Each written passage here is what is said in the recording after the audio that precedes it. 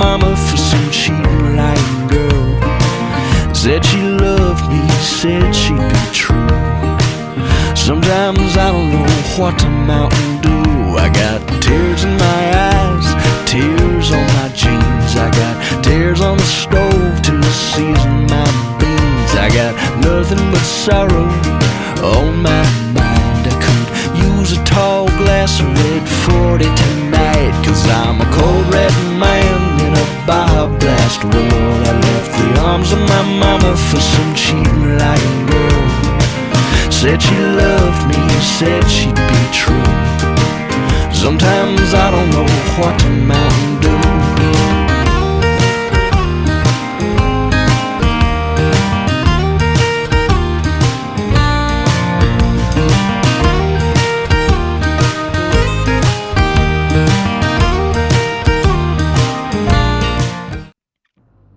Hello everyone, welcome back to another episode of the Mountain Dew Diaries.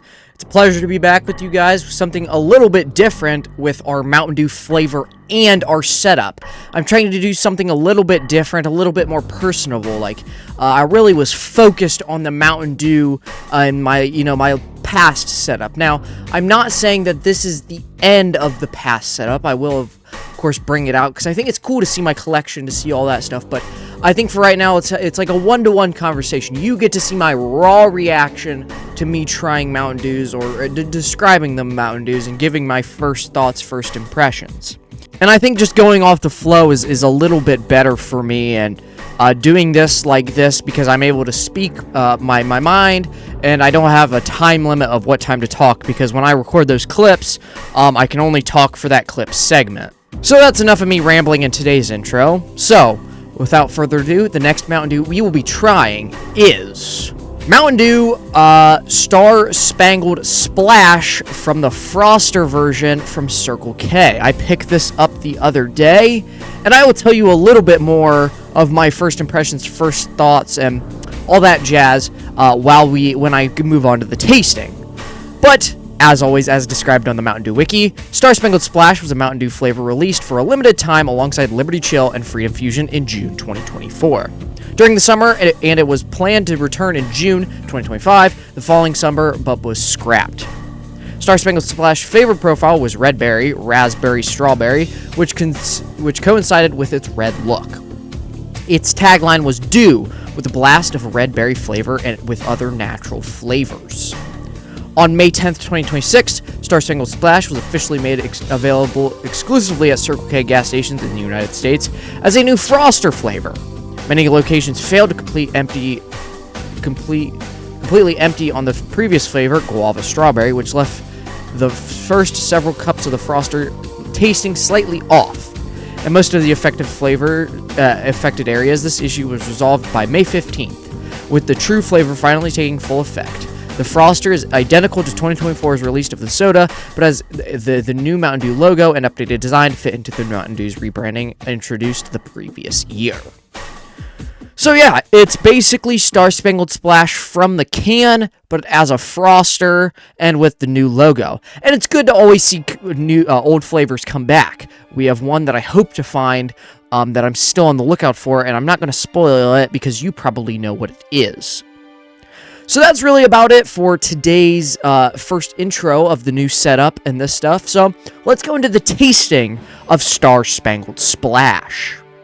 Alright, hello everybody, welcome back to another Mountain Dew Diary first impressions. I hope I told you guys what the flavor was. Now, this should not just be the intro to the video, it should be, later on, like after I kind of explain the flavor a little bit. But I went to Circle K today to find some energy drinks, which was a success. Nothing new from the monster department, but I think I got a brand new Ghost that I don't have in my collection, which I don't make any Ghost videos. But anyway, that's besides the point. I kind of forgot there was an exclusive Mountain Dew thingy at Circle K. And if you can tell by my red tongue, it is Mountain Dew Star Spangled Splash, which I've had before in the bottled version. I want to say last summer I got it at 7-Eleven, I think. But in the Froster form, which is like a Slurpee, at Circle K. This is the reimagined version of Star Spangled Splash. So, as you can tell, I'm about halfway done with my large, maybe even more than that, because this is good. I like it. I like the flavor. It's a strawberry flavor. You can definitely taste the strawberry out of it. And it's good. You know, I'm not a big Slushie guy, you know. I'll get Slushies occasionally, but, you know, that's not my first option. You know, nice, cool drink is obviously my first option, so getting this bad boy is good, you know. I'm just trying to assess the flavors, kind of tell you guys. So, yeah, very strawberry. Now, it reminds me a lot of Star Spangled Splash, but less carbonated. That's kind of a little disappointing because you can obviously taste the carbonation, kind of gives a little bit of a kick to the Slurpee, but no really bad complaints about this flavor. I liked it when it came out, well, along with the other 3 American flavors, and obviously we have American Dew, and then we have Whiteout coming back, which hopefully I can get that out to you guys soon. I didn't go hunting for that today, but I did kind of go hunting for this unexpectedly. But first impressions, it's basically the same as it was when it came out. And so yeah, you know, no really bad complaints. But I didn't want to go inside and make my whole like setup studio area with one of these. So I just filmed it in the car, the first Dew in the car, and I feel like where you're going to be seeing those a lot differently, because it seems like Mountain Dew's, you know, doing a lot of exclusive flavors or non-flavors at other places. So Mountain Dew, Frosty, Star Spangled Splash. That's really about it. Let's go to the tier list and the other stuff.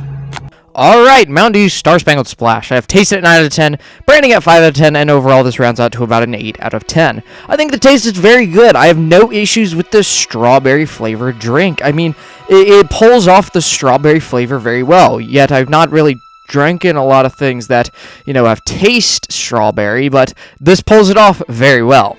Branding at 5 out of 10, you know, if it came out with a new re-release, maybe with a new can, I could fully judge it, but really all I could judge was the little freezer logo, which seemed pretty good, but a little bit disappointed with the overall branding and just lack of it. And I think this all rounds out to about an 8 out of 10. I really have no issues with this Mountain Dew, and I think it's very good, you know. A unique version, my first time ever having a frosty Mountain Dew. I guess that's not true, but my first time, like, truly trying it. But I think 8 out of 10 is very respectable for this frosty Mountain Dew. And I think this Mountain Dew deserves to fall at B on the tier list. I think it's in the same realm of Baja Midnight. It could probably go lower, and it might be able to go higher. Now, I'm judging this flavor from the flavor. You know, I actually remember having Star Spangled Splash when it was in the bottle in the cans last summer, but I think as a Frosty and as the flavor lives on in the new era, I think it's pretty good, and I think it deserves to be at B on the tier list.